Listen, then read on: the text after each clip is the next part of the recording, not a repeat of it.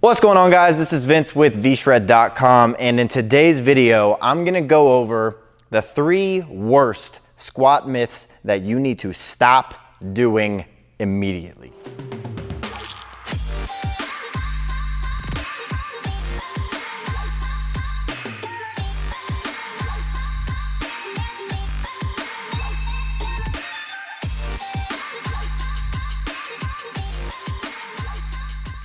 All right, like I said, today's video is going to be all about the squat. And obviously there are tons of different form tips and things to look out for and things to do before you even go into a squat.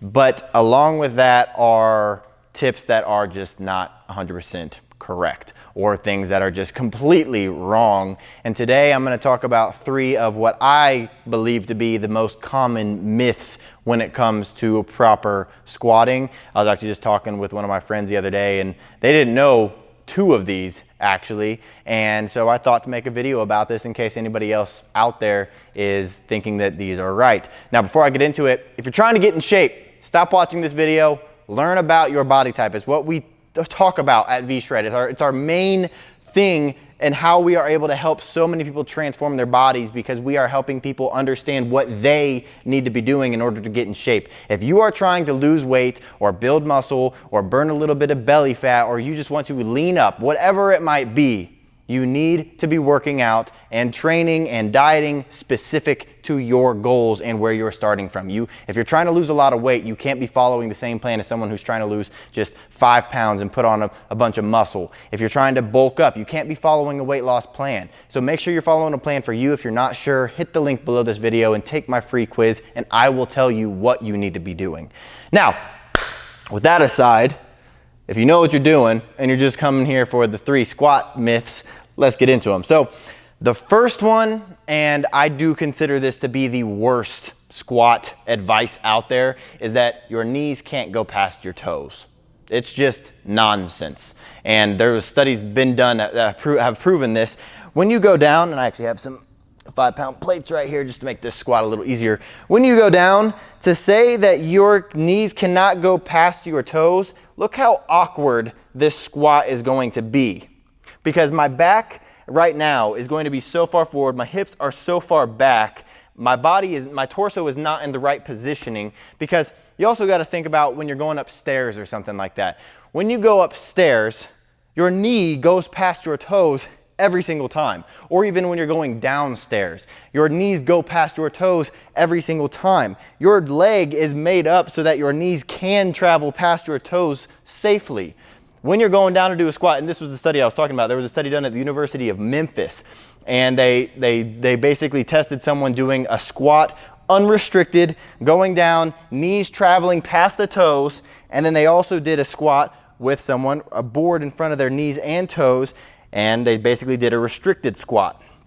And they measured the amount of torque that was on the person's knees and the person's hips to find out if it really was better to do a squat without your knees going past your toes. And what they found was the person doing the unrestricted squat had, yes, more torque on their knees and torque on their hips, but the person doing the restricted squat had slightly less torque on their knees, yes, but 1,000% more torque on their hips. So yes, you could save a little bit of pressure from your knees if you are going to do a squat where your knees don't go past your toes, but the amount of pressure and tension that's going to build up on your hips is going to be far greater than the amount of pressure that you're saving on your knees. So it actually is more beneficial for your knees to travel past your toes to go down and do a squat.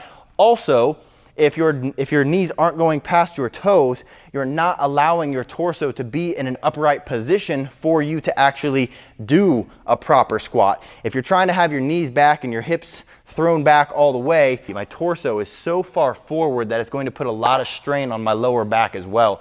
You need that proper upright positioning to save your lower back from injury in order to do a proper squat if you plan on using any kind of weight. So myth number 1, stop believing that your knees cannot go past your toes, because it's just nonsense. Myth number 2, you have to go ass to grass.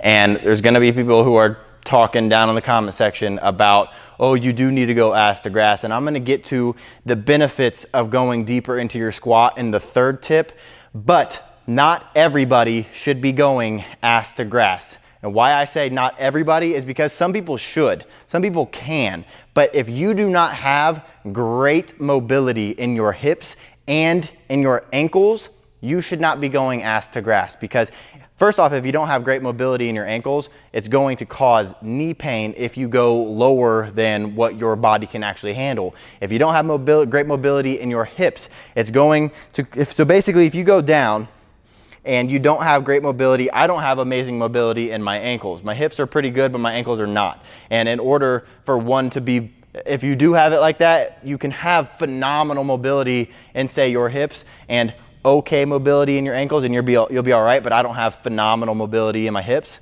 So I don't go ass to grass when I'm doing squats. Why? Because I don't have good enough mobility to go that deep to where at the bottom, if you look at my low back, like my tailbone area, when I get all the way down like that, you see my low back and my butt wink under. And I'm sure you've heard the term butt wink before. It's when you go down to a squat and at the bottom, your butt winks under you. You kind of extend. And the reason that that's happening is because you do not have the mobility in your hips to go down that low. So the reason I say not everybody should be going ass to grass is because not everybody has enough mobility in their hips or their ankles, because also going down that low, if you don't have that ankle mobility, it could cause serious knee pain when you go down this low. And yes, it is going to be healthier for your knees, which I'll get into in a second when you go deep, but if you don't have that mobility, it's not going to be better for you. It's going to end up causing you low back pain because your butt is winking every single squat. So unless you're working on that mobility and becoming more flexible and you're just working on those problem areas, ass to grass is not going to be the best option for you. What you should do instead is, one, work on your mobility a little bit, but two, go down and find that spot where you can go to comfortably without your butt winking under. For me, and also when it comes to powerlifting, the actual rule for a proper squat depth is when you go down, your knee has to be higher or in line with where your leg attaches to your hip. So as long as your knee is higher than that, you're good. You don't have to go all the way down here ass to grass. Most people can't go all the way down here ass to grass. So thinking that you have to go down that far could actually be putting you at risk of injury or just having a super sore back because you are getting that butt wink every single time. So either work on that and then you can go ass to grass, or just forget about ass to grass as a whole. And the third and final squat myth, and this is only going to relate to some people again, but stop thinking that you have to always go heavy on your squats. Obviously, going heavier on squats is going to be beneficial. It's always good to overload your muscles. Squat works so many different muscle groups in your body. So yes, you can go heavier, and squats are one of the best compound movements for working your body, getting the testosterone secretion and all that good stuff. But if going heavy is going to just destroy your form, it's not worth it. Because if you get under the bar and you're going, oh, dude, getting that on your back, and you go down and do a squat and it ends up looking like this, and you go back up and now you're doing half squats, it ain't worth it. Because doing half squats is actually going to end up hurting your knees. It's actually going to destabilize your knees because you're not going through that full range of motion. I mentioned earlier how, yes, going into deep squats does actually help out with knee health, and it actually does help to stretch the soft tissue in your lower body to improve flexibility. And yes, it actually does help with ankle mobility, and it does train your VMO, which is going to help with knee stability also. So it helps all these different things. Going deep into your squat is great, but you're not supposed to be going heavy if you can't control it going deep into your squat.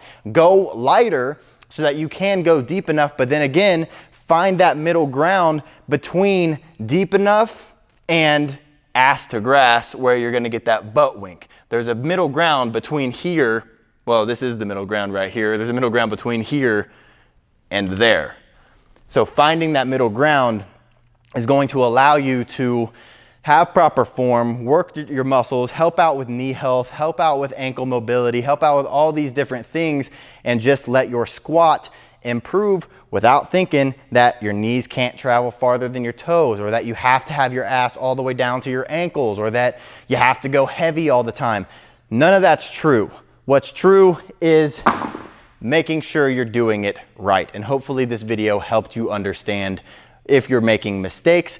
Obviously these aren't all the mistakes that have ever been made, and obviously there are different people who have different bodies and different things work for different people, but this is just what I've seen and what people have just talked to. The amount of people that I've ever helped with getting in shape, these are some of the most common things that I've seen done wrong. So hopefully this helped you guys. If you're looking for more help with getting in shape, make sure you're subscribing to the channel. I got content coming all the time. So thank you for watching. I hope you enjoyed it, and I'll see you in the next one.